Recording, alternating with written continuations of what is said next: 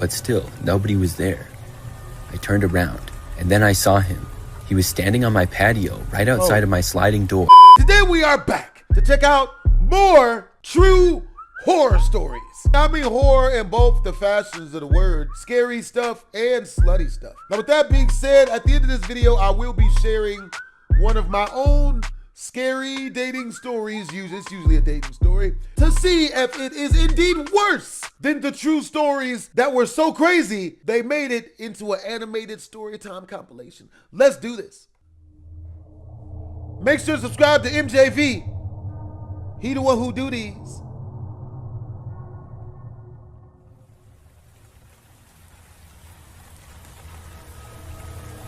I'm a former Target employee and worked in the clothing department mainly.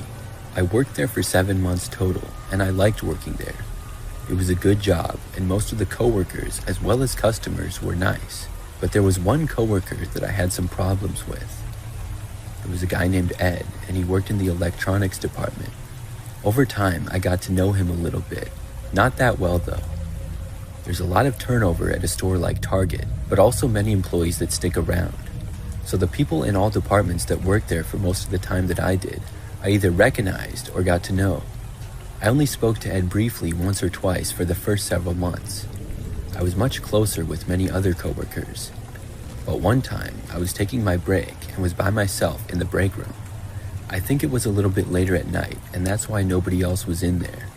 Well, just a couple of minutes after I got in there, Ed entered and then started talking to me. He was friendly for the most part, and asked me some things about myself, and I was friendly back to him. But then, like 5 minutes into the conversation, he asked if I wanted to hang out with him and suggested that he could come over to my house. Now, I really didn't want to hang out with him, and I especially didn't want him coming over. I said I didn't think that I could, and then I changed the subject because it was kind of awkward. We talked for the rest of my break. Well, it was mostly Ed talking, and I was just listening. Finally, I was back to work.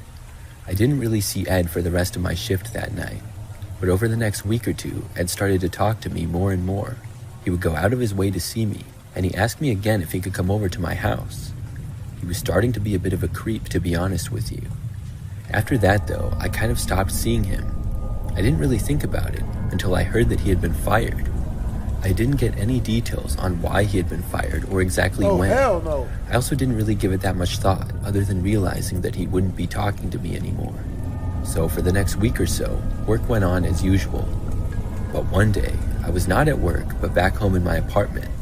I got a text message from Ed. At first, I didn't know who it was, because I didn't recognize the number. I did not have Ed's number, but I was part of a large Target group chat with a bunch of us coworkers. Anybody in it could see my number, and I guess Ed was still a part of it. He texted me saying that it was him, and told me that he was going to come over to my house. I was thinking, what's up with this guy and going to my house? I texted him back saying, please don't come to my house, Ed. It was nice to work with you at Target, but I don't think we should hang out. I expected him to understand, but apparently he didn't. Now, he didn't respond to what I said, so I wasn't sure if he was mad or not, or if he even read it. But a few hours went by, and that night I was still at home. I lived by myself in my apartment, which was on the first floor of my building. It was probably like 9 o'clock at night when Ed texted me back finally. He said that he was at my house. When I read those words, I instantly started sweating, and my heart began racing. How did he know where I lived? Was he really at my house? I started to text back, but didn't know what to say. I went over to my door and looked out the peephole into the hallway. Nobody was there. Maybe he was at my apartment, but not in the building yet. I looked out of my back window as well and didn't see anything. I hoped that he wasn't actually there, but it was a really strange thing to say if he wasn't. Finally, I texted back, telling Ed that I wasn't at home. I thought that maybe that would make him leave if he was here, or deter him from coming over if he wasn't. But he responded by saying, yes, you are home. I saw you. When I read that text, I started looking around like a paranoid person. My mind was racing. I was thinking crazy thoughts, like maybe he was already inside of my apartment, hiding under my bed or something. But he wasn't. I looked in all of my rooms. I then texted him back, asking him where he was. He responded by saying, at my house. I was confused by this, and I looked out of the peephole and windows again without seeing him. I started to think that maybe he was just joking. At least, that's what I was trying to convince myself. You better call one of your dude friends. I went back over to my peephole again and looked out of it. I was looking out of it for like a minute straight, but still, nobody was there. I turned around, and then I saw him. He was standing on my patio right outside of my sliding door and looking in. I screamed like crazy and then ran from my bedroom. I locked myself inside of it and then called the police. A few moments later, I heard a knocking on my sliding door. I got another text from Ed telling me to let him in and asking me why I screamed. I ignored it and told the 911 dispatcher what the situation was. They told me that an officer would be there shortly. Ed then tried calling me, but I didn't answer and ignored it. He texted me several more times, and I put my phone down because I didn't even want to look at it. It was then that I started to hear a loud banging coming from my sliding door. He really wanted me to let him in.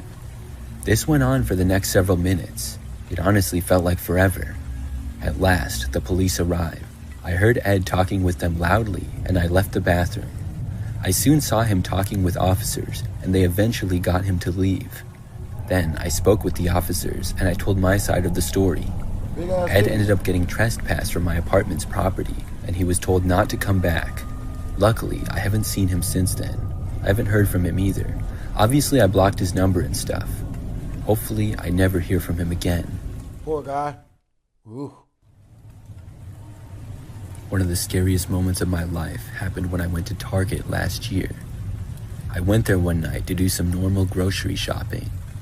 There's a Target not that far at all from where I live, and I go there almost weekly. So I got there sometime at night, and I don't recall exactly when. I went inside, got a cart, and then started getting my items. I was inside of the store probably for about 20 minutes shopping at least. Then I finally checked out and left the store. I headed back to my car, which I had parked not even that far away. But when I arrived at my vehicle, which is a pretty normal sedan, something happened. I was behind it and about to go around and put the groceries in the back seat. That's when I saw somebody looking at me through the back window from inside my car. Damn. It was a man, and I didn't see him well at all because he ducked down less than a second after I saw him. I freaked out and left the cart there and went running back inside of the Target. After making it back inside, I dialed 911 to call the police. I told them that somebody was inside my car at the Target. Then I waited inside the store for the police to arrive. It took probably less than 5 minutes for them to get there. But in the meantime, when I was waiting, I was standing just a little ways inside of the Target near the first aisle. As I was waiting for the police, I was sure that I saw the guy that was in my car enter the store. He immediately walked to the right and didn't appear to notice me. I wasn't 100% sure, because like I said, I only saw him for probably less than a second inside my car window, but I was probably about 80% sure. I went down one of the aisles in case he was looking for me or something. A short time later, the police arrived. I went out of the store with them and we checked my vehicle. Whoever was inside of it was now gone, but my doors were all unlocked. I must have somehow forgot to lock them when I went inside of Target. I didn't have anything inside my car worth stealing though. I usually kept it pretty empty and clean. Still, what was a random man doing inside of my car?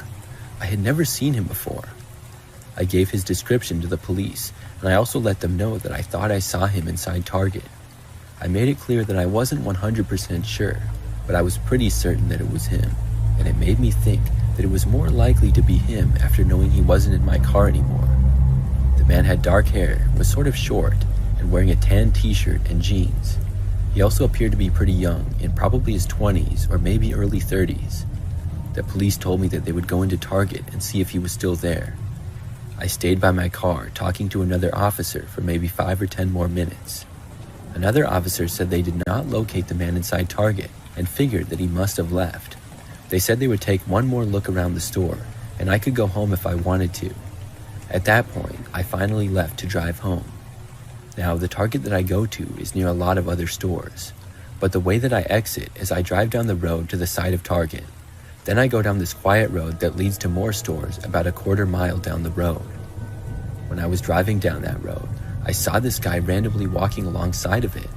It was weird because there was no sidewalk there and it wasn't very well lit, so you wouldn't really expect people to walk along it. Just seconds later is when I realized that it was the same guy. As I was approaching him, he turned and saw me. That's when he bolted out onto the street suddenly. It was like he was running towards me, and I veered to the right to avoid him. I wasn't going very fast, but luckily he didn't get to me, and I was able to successfully get around him. Then I sped away from him as he stood in the road. No other cars were nearby, and I got out my phone and called the police to report the guy. After that, I was finally able to make it back home okay. Looking back, I still can't believe that it happened. I avoided that target for weeks after the events. Finally, I was able to go back, and I still shop there sometimes. Nothing like that has happened, and I haven't seen the guy either. I'm hoping that whoever he was, the police found him, or he stopped his wild behavior. Man, I'd have hurt that dude, bro. I'd have stopped the car. I got bad reflexes, bro. I used to work at Target a couple of years ago. What? I worked inside the store on the sales floor and mostly on the grocery side. During this time, I was a part-time employee and I worked maybe 20 to 30 hours a week. One night, I was working a pretty standard shift for me. It was from 4 p.m. to 10 p.m. When it started, things were kind of busy. I would move all around one side of the store and do whatever I needed to, mainly stock shelves or organize things. I also answered customer questions and told them where certain items were if they wanted to know. I'd been working there for about 6 months at the time, and I knew the store like the back of my hand. So fast forward to about 9:30 p.m. or so that night. By then, the store had become very quiet. We were open until 11 p.m. back then, so we were not about to close, but it was still very quiet. Many of my coworkers had left, and the overnight team was beginning to arrive. On the grocery side, though, it was easy to stay busy. That side always had more shoppers, so it required more attention. All of the employees at Target carry a walkie-talkie for communication. I heard somebody say my name on the walkie, and I responded to them. I wasn't sure who it was, but they told me to go to the next channel, so I did. I was used to people calling me on there, and had received several calls earlier in the night. When you got a call on the walkie, usually it was anything from taking your break to being needed in another section of the store. As I was flipping to the next channel, I was wondering who it was that was calling me. After changing channels, I announced that I was there. At first, I heard nothing at all. Then, after a few seconds, I heard this creepy-sounding laugh. It went on, and I spoke again, asking who it was that was talking to me. They didn't answer, though, and just kept laughing. Once more, I asked who it was, but was starting to suspect that it was a joke. Then they stopped laughing and said my name. It was a man speaking in a very deep voice, like he was trying to disguise it. He said that he was waiting for me in the parking lot. I laughed a little, assuming that it was somebody just messing around. After all, most of us were just about done for the night. I still couldn't figure out who it was, though. I kept working, and pretty soon was done and could clock out. I went into the employee-only area, got my things, and then left the store. Now, the parking lot was very quiet. Most of the cars belonged to employees and were parked towards the middle. Then there was my car, parked near the way back corner. It had been very busy when I arrived.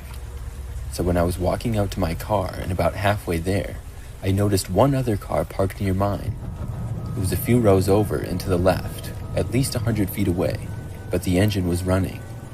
When I reached my vehicle, it was just a few feet from it. I noticed the car starting to drive. I really wasn't thinking anything of it until it began heading in my direction.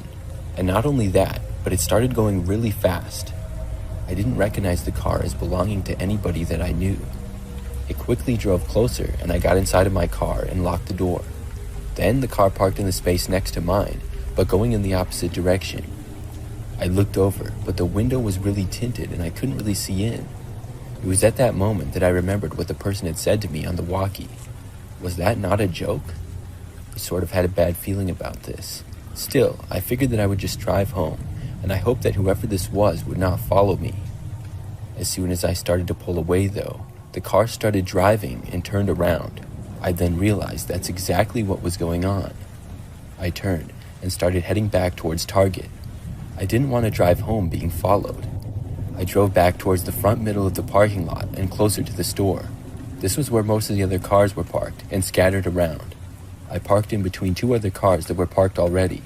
The car that was following me drove closer, but then parked across and a little ways back. Now it was maybe 50 feet away from me. Then I got out of my car and walked extremely fast for the entrance of Target. I looked back briefly and saw that the car was still running, but nobody got out. That made me feel a little bit better. After I made it inside Target, I saw one of my coworkers who I knew walking by, and I told him about what happened. We both decided to look and see if the car was still there. After making it to the entrance doors, we looked out and I pointed to the car. We watched it, and then something surprising happened. It pulled out of the parking space that it had backed into. Then it slowly drove up the aisle and out of sight. The car had finally left. I then left Target once more and headed for my vehicle. I walked quickly and made it inside. Then I started the engine and backed out. But after I backed out, I was going to drive down the normal way that I usually left. But it was then that I saw a car in the far distance coming from the corner of the parking lot opposite to me. It was headed in my direction, and I was pretty sure that it was the same car. I scrambled to turn my car to face the other direction. The car was still really far away from me, but it was getting closer. Then I quickly drove out of the lesser-used back exit of Target. This road led to another quieter road that went behind another store that was nearby. I think that it was a sporting goods store, and after I went on the road, I went into the parking lot. From there, I drove all the way around the sporting goods store and parked on the side of it. I knew that the car following me would have no way of knowing that I was there. It probably assumed that I just tried to get back on the highway. I waited there, just hoping that I would not see headlights coming around the corner. Several minutes went by, and thankfully, I didn't. Then, I was finally able to leave and go home. After that experience, nothing like that happened while working at Target. I don't know who it was that was talking to me that night on the walkie. It was very possible to get on our frequency, even if you were in the parking lot. I just don't know who would do it, or why.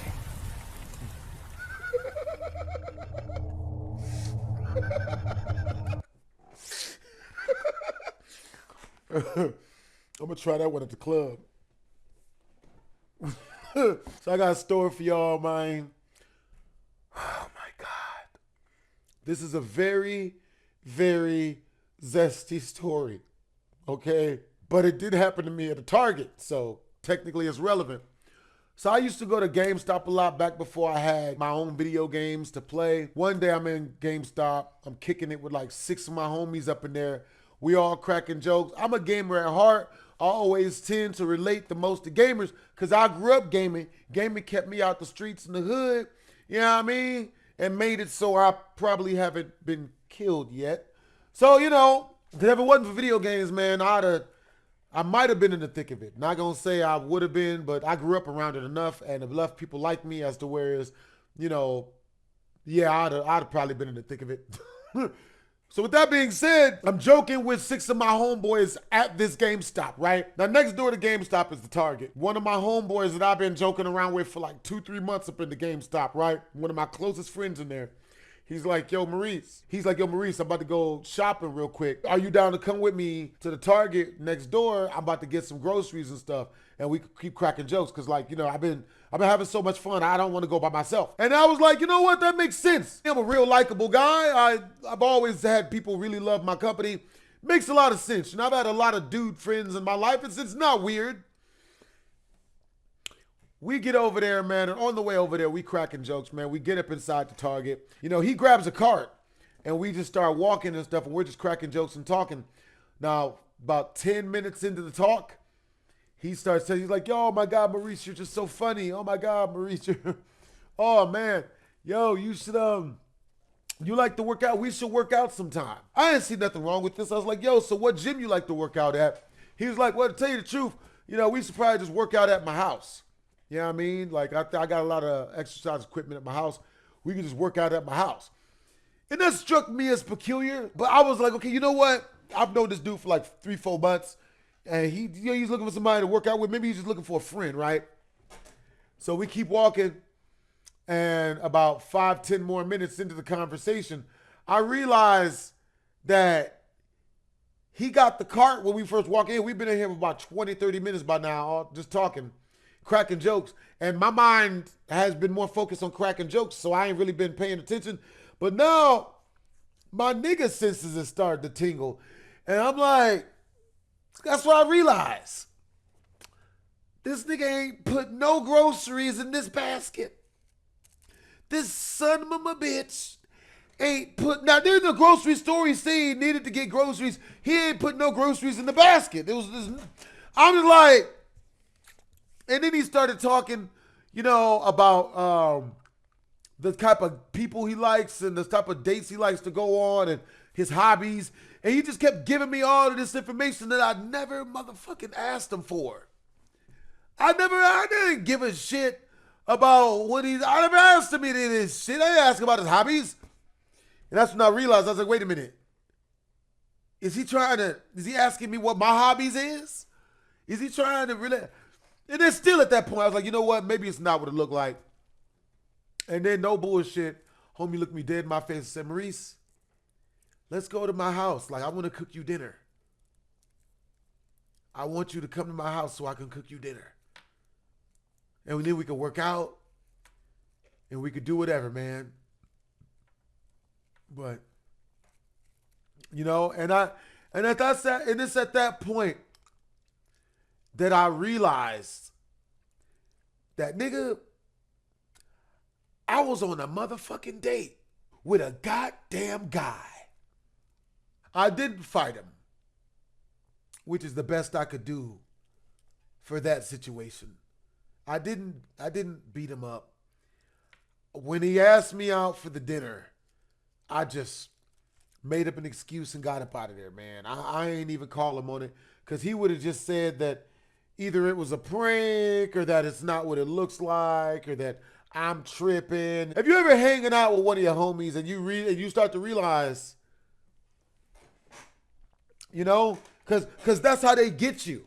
You got to be careful. You know what I mean? You got all your homies around you, all your bros around you, and everyone's cheering you on. You know, you got homies over hoes by Thugnificent playing in the background. You know what I'm saying? And everybody's high-fiving each other, and the dudes are super duper motivating, and yeah, dude, yeah.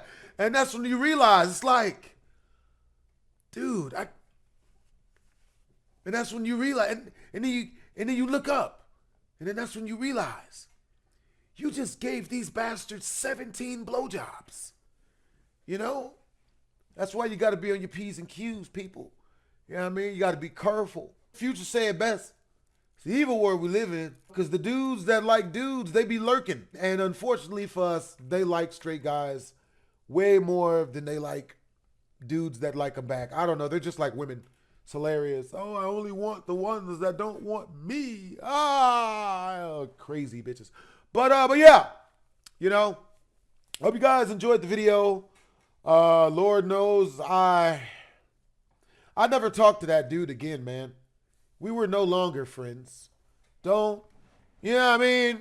He's lucky that all the PTSD from me being on MySpace when I was younger didn't kick in, man, because I used to get terrible DMs on there trying to threaten this one guy after he offered me $1,000 for pictures and video. I threatened the dude. I was like, bro, I will end your life. Is He Cheeks really worth that, man? I don't think it is. Not based on the pain that I'm looking forward to inflicting on the dude. You know, this nigga said the realest shit I've ever heard anybody say in a dating scenario or in a scenario where you're trying to get some cheeks. I literally just threatened to kill this man. I'm like, bro, I'm going to hurt you. I'm going to kill you, bro. I'd rather go to jail for life than let you anywhere near the front or back or top or bottom or left or right of me. God damn it. You know? And no bullshit, without missing a beat, he says right back to me, so, is that a yes? I got the $1,000. Those dudes don't care about death. Some scary shit, man. But with that being said, without going too deep into the contours of a backwards mechanic's mind, you know, hope you guys enjoyed the video. Make sure to stay tuned for more horror stories, because Lord knows I've got so many of them. Luckily enough, only a handful of them are zesty.